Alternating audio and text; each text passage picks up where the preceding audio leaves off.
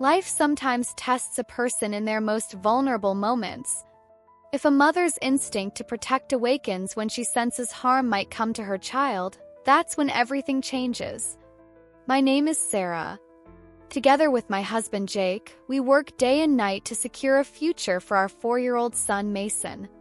Sometimes I almost forget how unfair life can be, how fragile love and trust are. But that morning, everything changed. The phone rang.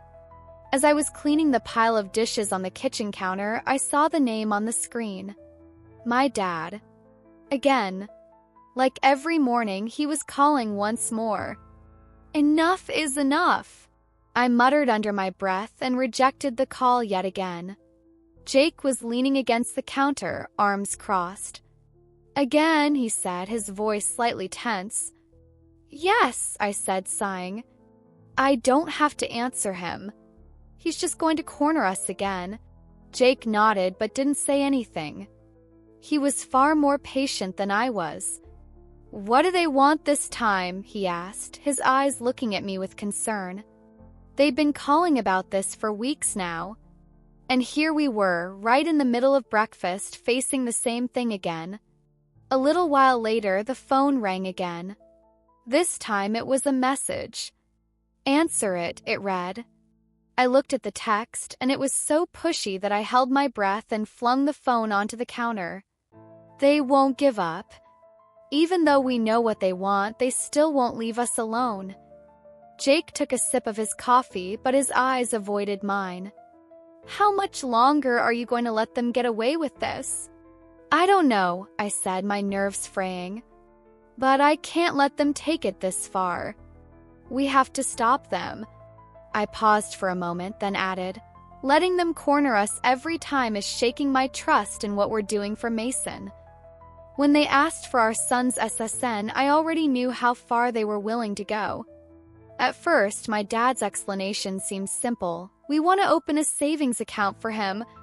We want to save something for his future. But it was all a fairy tale.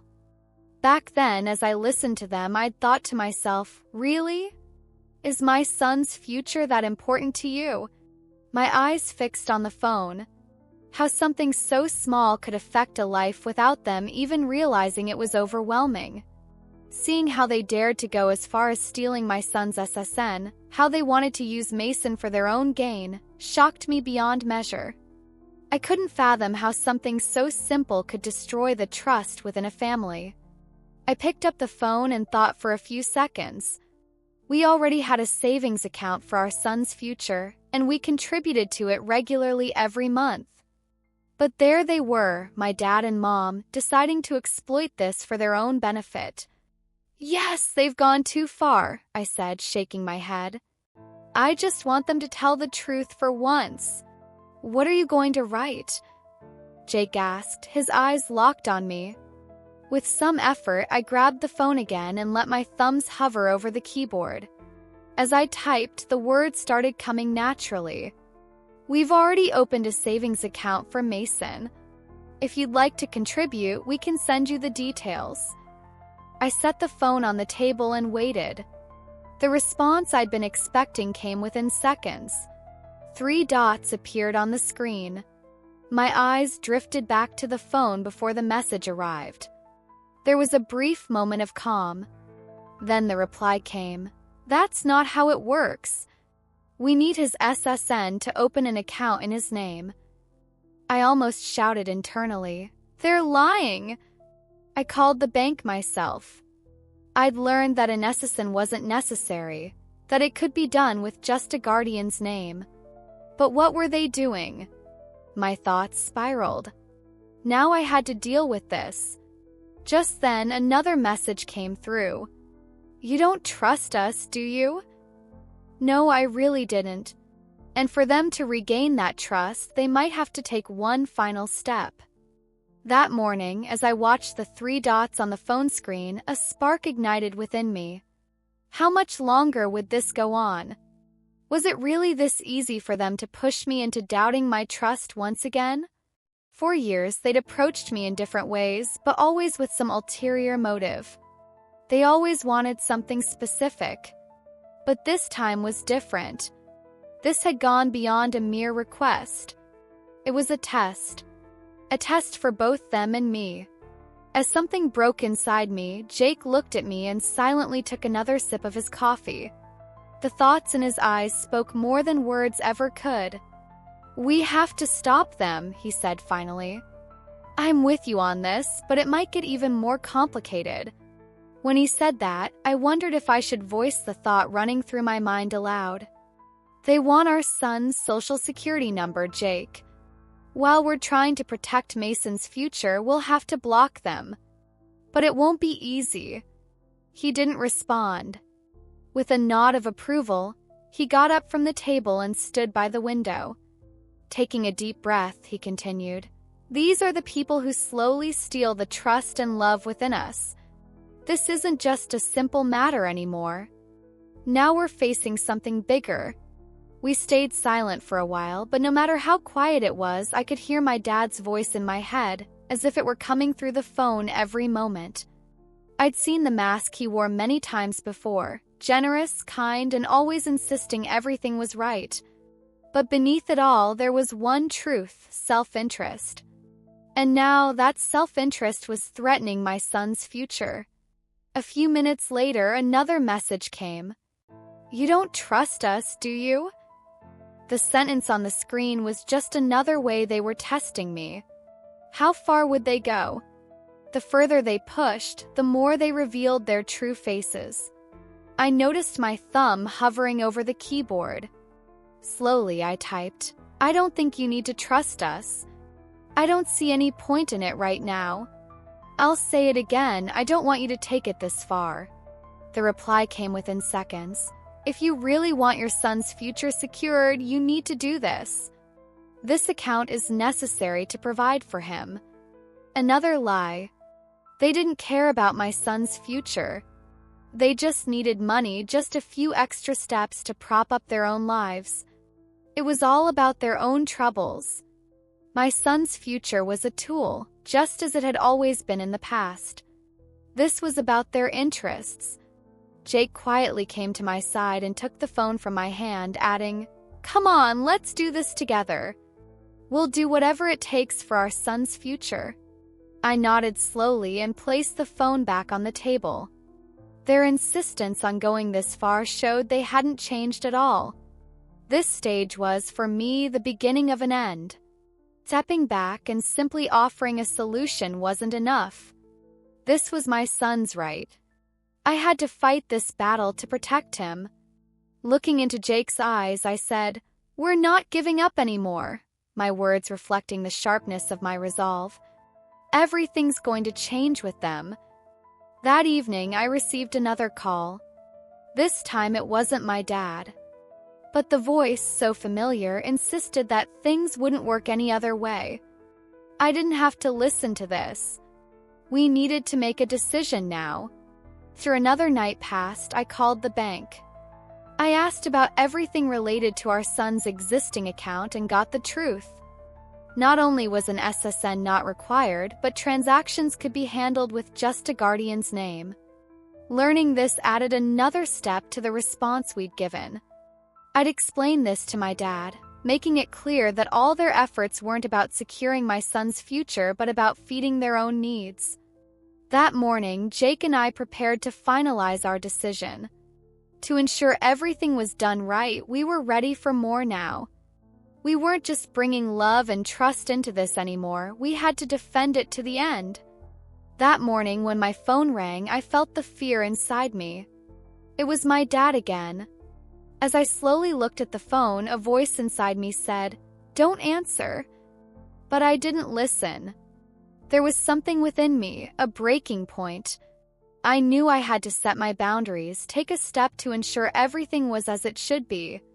I needed to remind myself of the path we were on, where I was trying to go. My son's future was worth it. I answered the phone. My dad's voice sounded familiar, but this time there was a different tone. "Natalie, we need to talk again. You don't have to be so harsh."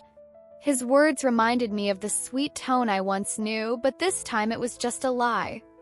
"It's not for me," I said, trying to keep my voice steady. It's for my son's future." "What do you mean?" he asked.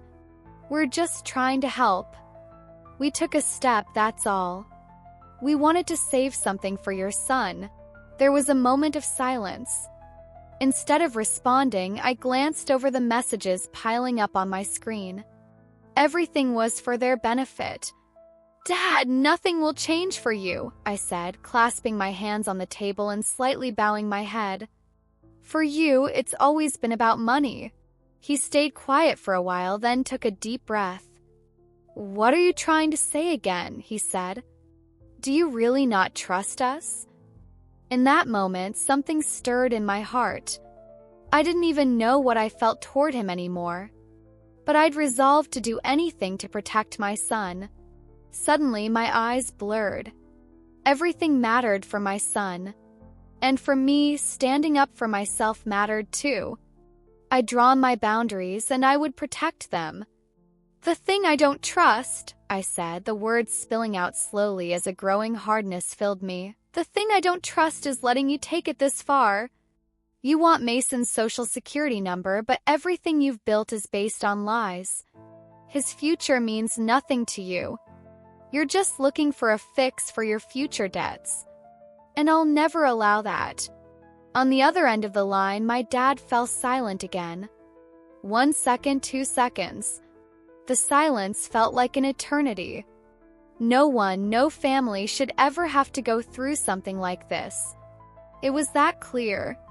But it was so clear that when he didn't respond, maybe he'd realized it too. But that realization came too late. "Are you really doing this, Natalie?" my dad asked, his voice trembling. "If you don't trust us this much, how right is it to even talk to you?" "Too late," I said, my voice steady without a hint of wavering. "I'll do whatever it takes for my son's future. The moment I needed to defend you as family has passed. I'm not playing games anymore." I hung up. Then I took a deep breath. Now there was only moving forward. I had to take steps to ensure everything was right for my son's future. I needed to put an end to them, to those old, dubious relationships. This was my path with my own boundaries. Protecting those boundaries wasn't just for me and my son, it was the right thing for everyone in the future. Jake stood silently beside me. He didn't say anything, but I could see in his eyes that everything had changed. "What are we going to do?" he said finally, his voice deep and resolute. "We won't leave our son's future to anyone," I said, and in that moment I realized how at peace I felt. This will belong only to us. We took another step. And these steps were now too significant to turn back from, no matter what. We wouldn't let things stay this complicated anymore, wouldn't allow manipulations and self-interests to toss us around. After hanging up the phone, the silence deepened a little more. As we looked at each other across the table, I realized how alone we truly were. There was a question in Jake's eyes. Had we really made the right decision by protecting our son's future this way? Confronting my family and rejecting their demands might change our relationships with them forever. But right now, I felt that something greater was at stake. Our son's future would be shaped by our decisions. Jake took a deep breath and leaned against the edge of the table. "So, what do we do? If they really want us in, what steps should we take?" he said, his voice still tinged with unease. I knew he was struggling with this decision too. But at the same time, he wanted to fight to the end to stand by me. "We need to handle this legally," I said, glancing at the phone. "We're done with them. But this is going to turn into a full-on legal battle. I don't want them using our son's future for their own gain." And I made that perfectly clear to them. Jake locked eyes with me and nodded. "So, we're hiring a lawyer?" he asked, as if searching for a solution. "If they've crossed the line this far, maybe we should. But how do you feel about taking it this far?" "I feel like we have to," I said slowly. In that moment, I felt a sense of relief. I knew I had to defend this to the end. This family has been manipulating us against each other for years. But we'll protect Mason. So, no matter how hard it gets, we have to cross this line. Jake thought silently for a while, then focused his gaze on me. Okay, he said firmly. Then we'll start a legal process. But remember, this is going to be bigger than just our fight. It's for our son's future and to repair what's between us. For a moment, I reviewed the old messages on my phone screen. Every word my dad had written felt like an outburst of anger. "You don't trust us," he'd said. And that sentence reopened a wound inside me. Yes, I hadn't trusted them. They'd repeatedly contradicted everything they'd taught me over the years. A family couldn't be based solely on self-interest. And unfortunately, we'd had to come to that realization. Together with Jake, we took the necessary steps to start the legal process. We contacted our lawyer and scheduled our first meeting. This issue was no longer just an emotional tension within the family, it was turning into a legal war. But there was a cost to this. That cost involved a truth both sides had to face. Family members weren't always each other's most reliable supporters. Sometimes the person you trust the least is the one who hurts you the most. A week later, my dad called again. This time, instead of texting, he called directly. "Natalie," he said, his voice lowered. "I don't think it had to go this far. I really don't want to lose you. We just love you and Mason. But if we truly want to protect his future, we need to do this together." I paused for a second before responding. My eyes were locked on the phone screen. His words reminded me of the warm family I'd once known, but at the same time I could feel how much that trust had been shaken. "You can't say you love me. If you really did, you wouldn't have gone this far," I said, my eyes welling up. Protecting Mason's future can't be a game for this family's benefit. This is our business alone. And now I have to cross those boundaries. I hung up. In that moment, I truly understood how important it was to stand up for myself and how far I'd go for my son. A family couldn't just be tied together by emotional bonds. Trust, love, and values always had to come before others' interests. Jake sat silently beside me. "You can do this," he said, placing his hand on my shoulder. "And we'll do it together. Give us the chance to always do what's right." As my eyes drifted out the window, there was a sense of calm in my heart. Finally, we'd decided to do the right thing. We'd win this fight and defend our son's future. When the time was right, we'd move forward with our own truths. Jake and I were working step by step to ensure everything progressed the right way. Starting the legal process had been our first major move toward putting things in order. But at the same time, there was a void inside me. After my dad's last message, I'd begun to better understand how easily my family could manipulate each other and, as a result, push me aside. For years, they'd used my love and trust for their own gain. And now I had to put an end to it. A week later, we walked into the office for our first meeting with our lawyer. I was a little tense, but at the same time, taking such a righteous and powerful step gave me courage. Jake, as always, was by my side, resolute and supportive. This process would be a test for both of us. But no matter what, we were determined to do what was right for our son's future. Our lawyer, Laura, greeted us in the depths of her office and invited us to sit at her desk.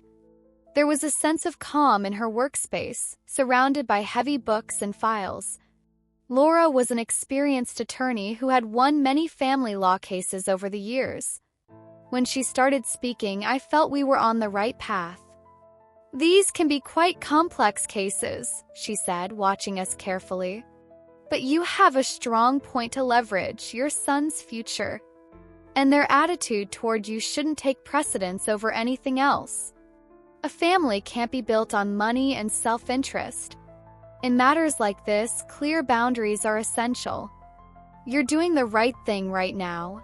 In that moment, Laura's words became a source of inspiration for me. Validating what she said was proof that there was still hope within all of us. We would win this fight.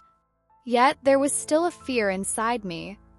It wasn't just the legal process. My family's behavior toward me and my son was shaking me to my core. The impact of my dad's message still lingered. "You don't trust us." That sentence had truly shattered everything inside me. Every step Laura would take on our behalf would make me stronger. "We can do this," I said to Jake, looking at our lawyer. "I don't want them to believe in us, I just want us to do what's right." As the days passed, we began implementing our lawyer's suggestions. Every interaction with my dad and mom grew more tense. Now, with a lawyer's help, we were taking steps to ensure they wouldn't get anything they wanted.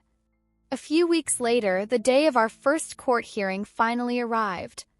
I felt fear again, but this time, with the courage of knowing I was doing the right thing, I knew I could handle it.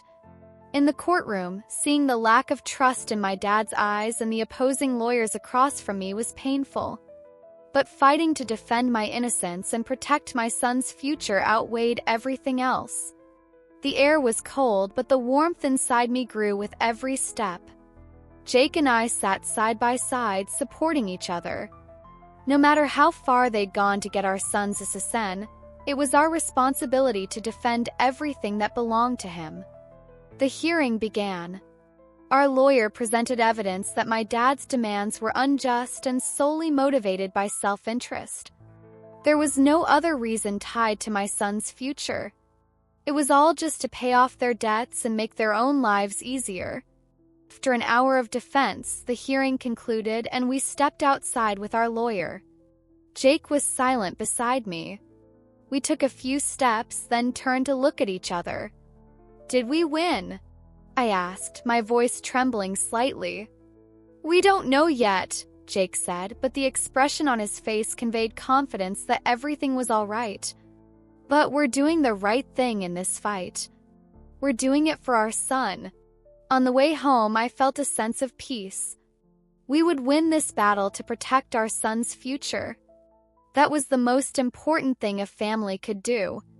We could never allow love and trust to be tangled up with self-interest. This wasn't just our path, it was the right path for everyone to find. No matter how much we prepared, the court process couldn't dispel the unease inside me. Every day was still filled with constant calls from my dad and mom. Each time, those merciless words repeated, "You don't trust us, do you?" That sentence had always been a breaking point. But now I wasn't hearing it anymore. No matter how hard they tried, that sentence could no longer echo within me. Jake and I talked every evening about how the legal process would unfold, but the slow progress was wearing me down. Our lawyer assured us that everything was on track and that a decision would come in just a few days. But the stress and uncertainty of waiting intensified the emotional burden inside me and made me question everything. One morning, Jake came home early from work. The expression on his face was one of concern. "Sarah, your dad called again," he said, handing me the phone. "I know what this means." A flicker of fear appeared in my eyes, but I grabbed the phone with a surge of determination. My dad's voice came through, manipulative and cold as always.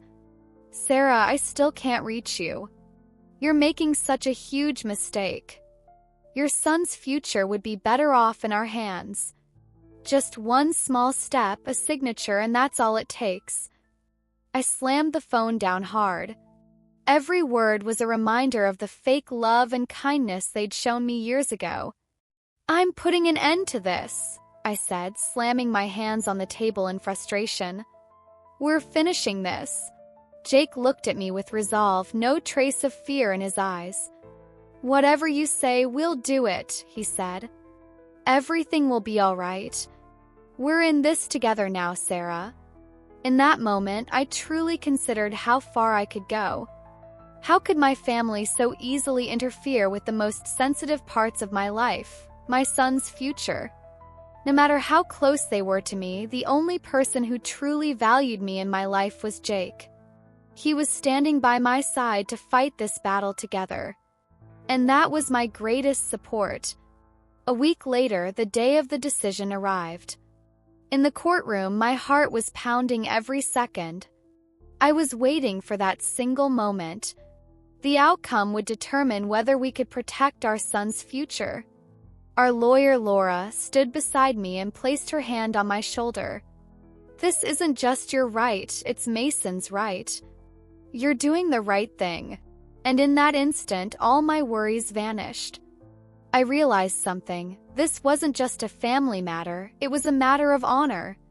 Everything I'd done to protect my son's future was a test for Jake and me. As the judge began reading the decision, I grew more tense with every word. "Sarah, Jake, as a couple, the decisions you've made to protect your son's future are valid. Family members have no right to steal your son's SSN. Taking into account any manipulation and self-interest, this decision has been made in the best interest of your son." Everything fell silent in an instant. In that moment, I gripped Jake's hands tightly. The judge had made the ruling. My family's games were over. Our son's future was in our hands, and we would protect him from every kind of manipulation, always advocating for his best interests. As we left the courtroom, I felt a wave of relief. We'd won this fight for our son. Even though I'd ended my relationship with my family, I felt stronger. I now knew that love and trust were more important than anything else. Material gain and manipulation could never outweigh love. Jake and I had secured our son's future. Together, we'd accomplished everything. Now, no matter what, he was everything to us, and we were his greatest defenders. After the court case, something changed in our lives. I was now more cautious with my family, observing their every move more closely. We'd fought for our son's future, but winning that battle wasn't just a legal victory. Ensuring Mason's safety and giving him a healthy life was more important to me than anything else. And that was a responsibility far greater than all the fragile relationships of my past. One morning, as Jake and I had breakfast together, we looked at each other in silence. Peace within us didn't just come from the legal win, it came from knowing we were on the right path. "We did it," I said, wrapping my hands around my coffee mug. "Mason's future is secure. Now it's time to take another step." Jake smiled. "Yes, but we need to make sure everything's still on track. We didn't just do this for you, we did it for all of us. We always have to give Mason the best." That morning, my life wasn't just about struggle, there was trust too. I had to reevaluate every relationship with my family, reassess every emotion I'd felt toward them. My dad's voice still echoed in my mind. "You don't trust us, do you?" Yes, I hadn't trusted them. And now I understood there was no need to rebuild that trust. Sometimes, completely ending a relationship was the healthiest choice. I can't describe how freeing that decision felt. A week later, I got another call. This time, it wasn't from my dad, it was our lawyer. "Sarah," she said, her voice serious and determined. "The victory you achieved in court isn't just a legal win. We've blocked every attempt by your family members to use your son's SSN. This decision will be permanent, but there are still a few things to consider for additional proceedings." "What do you mean?" I asked, a wave of worry washing over me. In that moment, anxiety crept back in. This had to end. Just when I thought it was over, my lawyer's words threw me off balance. "Right now, it's just the legal process continuing," she said in a softer tone. "But everything's fine. Reinforcing this decision will take a few more weeks." I hung up, took a deep breath, and turned to Jake. "Is this really never going to end?" I asked, my voice trembling. "When will it be over?" Jake stood by my side, encouraging me. "This was a victory for us, Sarah. There's one more stage left, but there's no turning back. We've won in the end." As the days passed, my confidence grew. I knew everything was right, that we could do anything to protect our son's future. But this process still left unhealed wounds inside me. My ties with my family now felt like strangers to Jake and me. The absence of trust toward them darkened my heart even more. Yet, on the other hand, there was the peace of knowing we'd done the right thing. One evening, Jake and I took our son Mason to the park. He was laughing, running innocently, and everything in the world seemed so simple and beautiful to him. In that moment, it was as if I'd grasped the essence of it all. Ensuring our son's safety and giving him the best life possible was more important than anything else.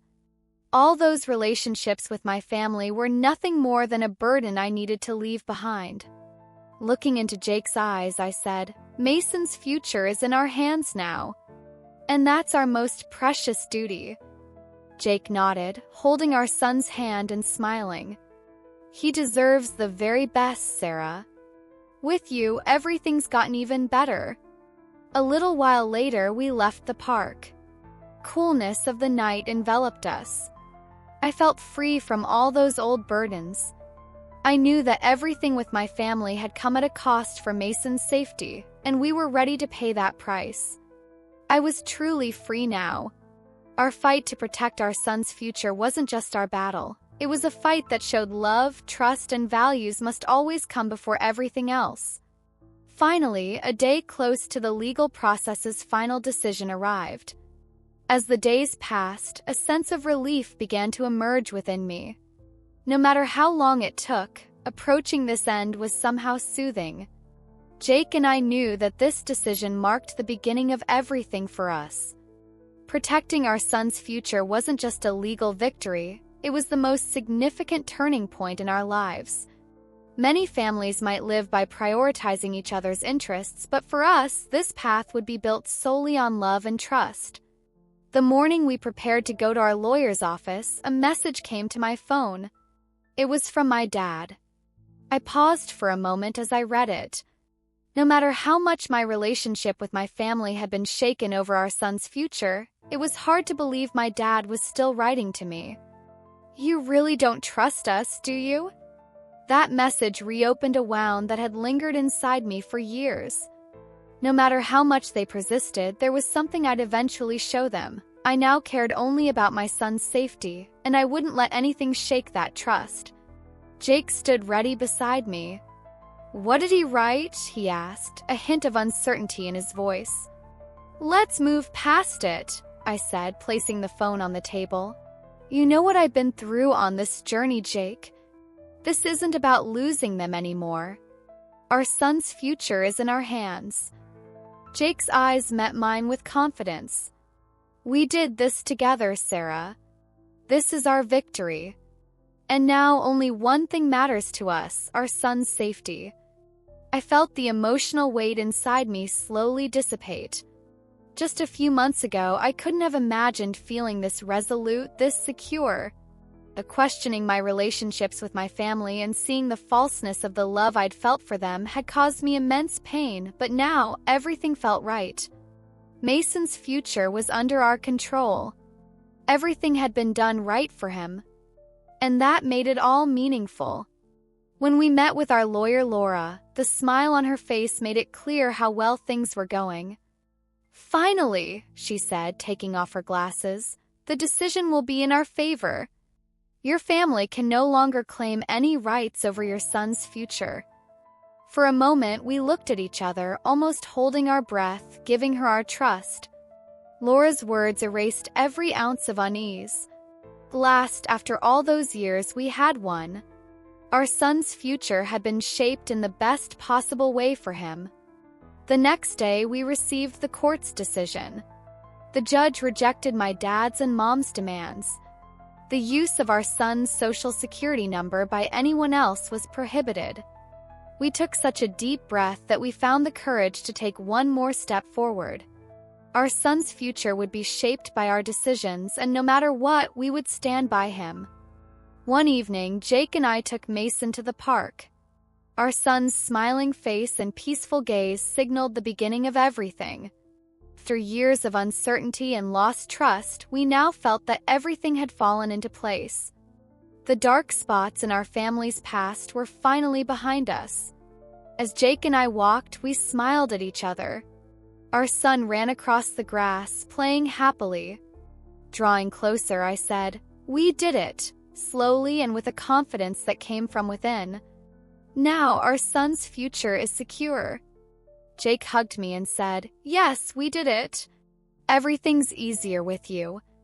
And in that moment, I felt truly at peace, knowing that no matter what, we had carved the right path. This break with my family had made me stronger. Love, trust, family, these couldn't be tainted by self-interest and manipulation. Now with our son, we'd chosen the right path, not just for him, but for ourselves too. And in the end, the greatest victory was this: forging our own path, finding our own worth, and doing the best for our son.